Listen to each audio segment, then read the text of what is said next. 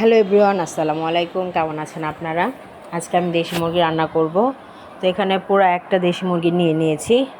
এর আগে আপনাদের সাথে দেশি মুরগি শেয়ার করেছি যে মাংসর মশলা দিয়ে, কিনা মাংসের মশলা দিয়ে আমি রেসিপিটা শেয়ার করেছি। আর আজকে সম্পূর্ণ আমি আমার নিজস্ব রেসিপি শেয়ার করব। আমি কিভাবে নর্মালি ঘরোয়া মশলা দিয়ে রান্না করা যায় সেটাই আমি শেয়ার করব।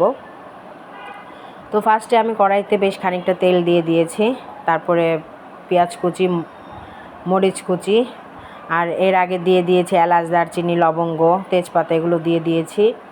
তো তারপরে আদা রসুন বেশ খানিকটা, লবণ, এগুলো দিয়ে ভালো করে একদম নেড়ে চেড়ে কষিয়ে নিচ্ছি।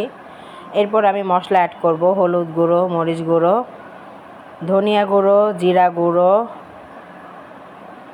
এই তো এই মশলাগুলো অ্যাড করেছি, আর গরম মশলা গুঁড়ো অ্যাড করেছি। এই ভিডিওটা আমার কিছুদিন আগের ভিডিও, এর জন্য আমি এত মশলা দিয়েছি। আর মাংসতে এমনিতেও মশলা ছাড়া মজা লাগে না। মাছ তাও খাওয়া যায়, কিন্তু মাংসটা খাওয়া যায় না। তো আমি এখন পানি দিয়ে দিয়েছি, পানি দিয়ে কষিয়ে নিব ভালো করে। এই যে আমার তেল উঠে এসেছে, দেখতেই পাচ্ছেন আপনারা। তো আমি এখন মাংসগুলো দিয়ে দিব। তো মাংসগুলো সবগুলো দেওয়ার পরে নাড়াচাড়া দিয়ে নেব। আসলে দুইটার দুই রকম টেস্ট, ঘরোয়া মশলার এক টেস্ট, বাইরের মশলার আরেক টেস্ট। এর জন্য আমি দুইটারই রেসিপি আপনাদের সাথে শেয়ার করছি। আমি দুইভাবে রান্না করছি। এই তো তেল উঠে গিয়েছে। আর দেশি মুরগিগুলো খেতেও কিন্তু অন্যরকম লাগে, চামড়া আলাদা,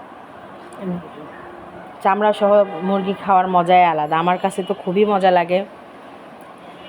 তো এই তো কষিয়ে, ভালো করে কষিয়ে নিচ্ছি। এরপর আমি আলু দিয়ে দিলাম, আলু ছাড়া তো মাংস চলেই না। এরপর আমি আবার একটু পানি দিয়ে দিব, তারপর আবার বেশ খানিকটা সময় নিয়ে কষিয়ে নিব।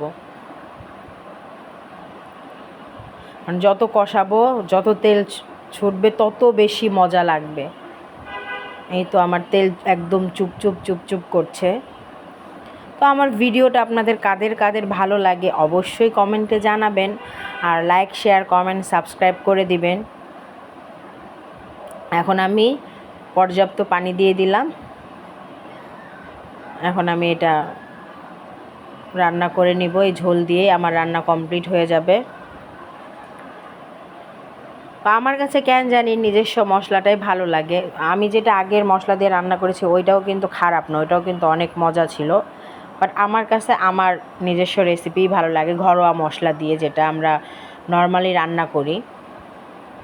এই তো আমার এটা প্রায় হয়ে গিয়েছে, ঝোলটা অনেকটাই শুকিয়ে এসেছে। এই পর্যায়ে আমি একটু আবার জিরা গুঁড়ো দিয়ে দিব, আর একটু গরম মশলা গুঁড়ো দিয়ে দিলাম।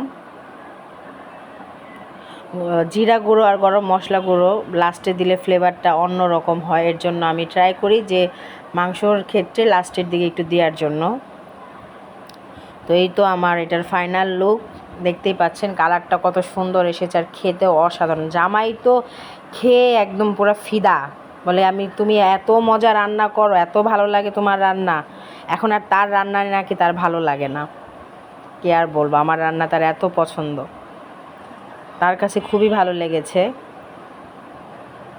একটু ঝোল ঝোল রেখেছি, তার আবার একটু ঝোল ঝোল পছন্দ দেশি মুরগিটা। তো সবাই ভালো থাকবেন, আল্লাহ হাফেজ।